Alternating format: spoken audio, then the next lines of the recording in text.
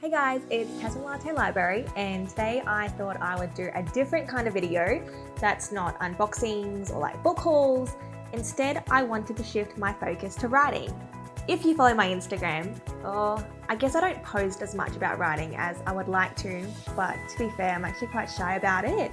But I thought I would give an insight as to the tools I use, how much I invest in the tools, and how they help me, because I honestly think that I would be lost without my tools. And I really think it's important to invest in your craft if you're like really serious about it.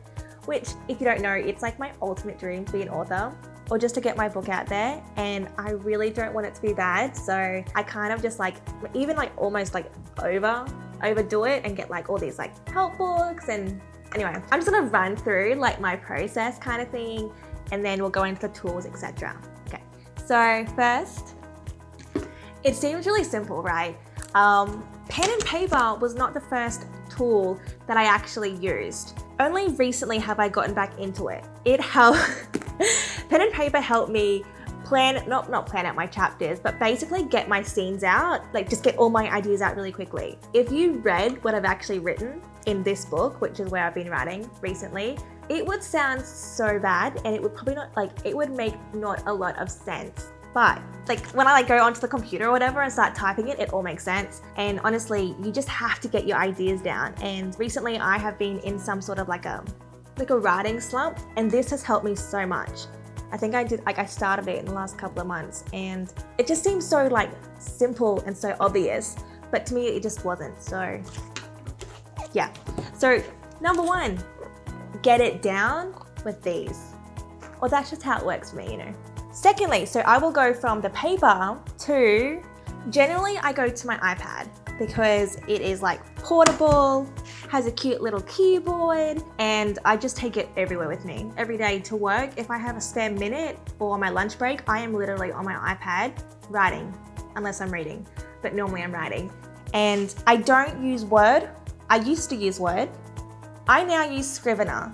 For the last, I'd probably say like, for almost like 2 years, I've had Scrivener. And yes, you have to pay for it. And yes, it is quite pricey. Okay, so to get Scrivener on my laptop, which I did initially, is $45 US, which I think I remember it costing me about $70 something. It is worth it though, it is worth it. Unfortunately, I then had to get it on my iPad and I still had to pay for it, which I think was about like $20 US at the time, I think. Either way, I don't regret it. It's a one-off payment and I will never not use it. So basically on Scrivener, you can have, you know, various projects, which I have, and it's as simple as new project, giving it a title, you know, if you want to save it on your iPad or on your Dropbox. The laptop version is a lot more in detail. The iPad's pretty like, I mean, it still has the main things that I like, which is you can sort your chapters out and you can write notes about that chapter or about that scene, and just the layout and the format is so good. So that's why I choose Scrivener. I mean, I guess I miss Word in a lot of ways, but Scrivener, you just have this format, like you can literally just separate everything. If you have other ideas, you can put it into like a side folder in the same document, and you can just work within the whole thing. Whereas I find with Word, I can't quite do that. It just wouldn't work. So that's what I use to type my novels or type my writing. But before all of that happened, I actually went to books. I went through a phase where I was like, holy crap, what books are going to help me? And I found a few. Okay, I found quite a few. Most work for me, some don't. But these are the ones that definitely worked for me.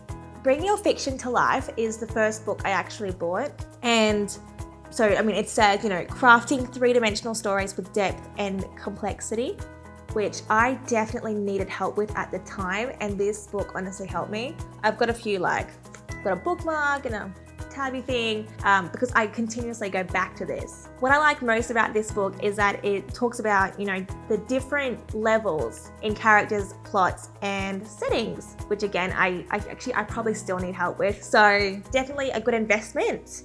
I don't remember what I bought this for, but I bought it off Book Depository, and at the moment it's $25.37 Australian currency with free shipping, of course. That's like the best thing about Book Depository. this kind of happened, like all this book buying stuff kind of happened when I realized that there was a site that had like free shipping and cheap books, and yeah. So book number 1, I like highly recommend this, like you wouldn't believe. Okay, no judgment on this next book, right? Writing a romance novel for dummies. Okay, 1, I'm not writing a romance novel. 2, I kind of wish I was. 3, I have not fully read this book yet. However, I have skimmed through it and it is definitely helping me with some scenes in particular, just building tension and, you know, a bit of romance in the air between some of my characters. Look, I guess I was a little bit of ashamed to buy this, but I shouldn't be. These books are so good. So this is like my latest purchase. The other books that I've been looking at, they don't actually dive into genre too much.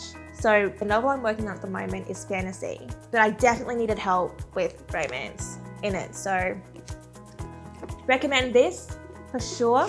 And if you guys do know of any other like genre type writing books, please feel free to let me know, because I am basically, I'm not desperate, but I'm desperate to like expand my knowledge on all of that, because I guess like I know that my first full complete novel won't be perfect, but I really want it to be really good. Okay, so the next selection of books are like the best thing, and you honestly need these. You need them as a writer. I first came across these books on Sasha Alsberg. She recommended them and she talked so highly of them, and then I like researched them, and then eventually I bought them. I bought them separately because they were quite pricey at the time. So I'll just show you. So this is the Emotion Thesaurus, and it is brilliant. It is so so good. So basically, that's exactly what it is. It's a thesaurus, right? Like for example, impatience. Impatience. It has like the definition, the physical signs, internal sensations, mental responses, cues of acute or long-term impatience, what it may escalate to, and like the emotions and what pages they're on, and cues of suppressed impatience. It is just so good. When I look at these books, I almost feel like I'm cheating. I'm not, but I almost feel like it, because it just, like when your mind is like going blank, it just helps so much. And then of course I got the Negative Trait Thesaurus. I really struggled to make my characters crap, like bad. I just wanted them all to be good and to be perfect, but you know, sooner or later you realize that doesn't quite work. So I invested in this and it has helped so much, and it makes me feel like I'm really getting somewhere with my characters and creating more depth with them. So again, it's written in a quite like the similar format. So for example, it has like self-destructive, it's got like the definition, similar flaws, possible causes, associated behaviors and attitudes, associated thoughts, associated emotions, positive aspects, negative aspects, example from a film, like who even comes up with that? Overcoming the trait as a major flaw, and traits in supporting characters that may cause conflict. It's honestly, it's so in-depth and it's just so helpful. I love it. You honestly have to read it yourself, I think. Get one and go through it yourself and find the emotions that your characters are struggling with. It honestly, it will help. It will help. I will mention, so I did get these books off Book Depository as well. The Emotion Thesaurus is currently $30.04, and I'm pretty sure I paid around $30 for each of these books. The Negative Trait Thesaurus is currently at $38. I'm pretty sure they vary between $30 and $40, which is why I just didn't buy them all in bulk, because it was a bit expensive. The Rural Setting Thesaurus. Now, I have tabbed this bad boy out real good. I actually went through it the other night. I'm kind of at the stage in my novel right now where I'm really working the world itself, or the setting, and a lot of these are very helpful and will help me in my world building. This one is currently $31.52, and it's just really good. Again, such similar formatting. You have, church, mansion, a bomb shelter, a backyard. It has a list of the different sights you might see, the sounds, the smells, the tastes, textures and sensations, possible sources of conflict, people commonly found here, related settings that may tie in with this one, setting notes and tips, and setting description example. That's just so helpful. Don't you think? I think it's really helpful and like really useful, and like I just recommend it so much. And the last one I have, there are still more that I haven't got, but I just got the ones that I think I would find most useful, is the Urban Setting Thesaurus, which is currently listed at $35.66 to be exact. I haven't used this one as much as I'd like to. I have one mark in there, but again, it's just very similar, or basically the same format as the rural settings, but this one has more like a black tie event, a parking lot, a library, just things you'd find in like a city or urban setting. So yeah, for me, these books really helped me because it made me consider like, yes, like a parking lot, like the sounds you would hear and the smells that you would smell. Like, I guess you have your own, like what you think, but then there's a list of other things and you're like, yeah, that's totally right. Like I would smell like potentially like a dead animal or something. Like I would smell like trash and garbage and cigarettes and everything. And it's just so like, they're just my favorite. Like if I was to recommend a book, I would recommend these sets of books.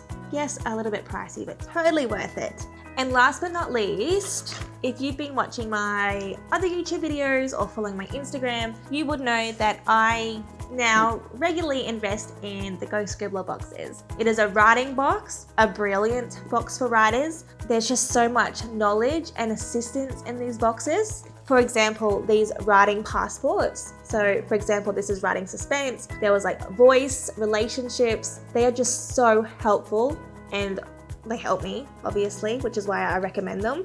I don't know, there's just like not much I can say about it. That's the fact that this box is really, like it's just helped inspire me and keep me going and keep my spirits up as a writer. And it's just like, it's just so encouraging and so much good knowledge. And yeah, this box was roughly $73.75, a monthly payment in Australian currency for both the box and shipping. It is expensive, but totally worth it. I guess it's not a must or a need, like I would say these other books are, but it is definitely a useful tool if you can afford it. And that's basically it for that video. I hope that you learned something new. I hope that it was useful or interesting or whatever. I recommend all of these products so much, especially those books and especially this, because at the moment it is my most useful tool for sure. And Scrivener. Scrivener is so good. If you are struggling to like format your novel, you need Scrivener. And that's it for this video. Thanks for watching and I'll see you next time.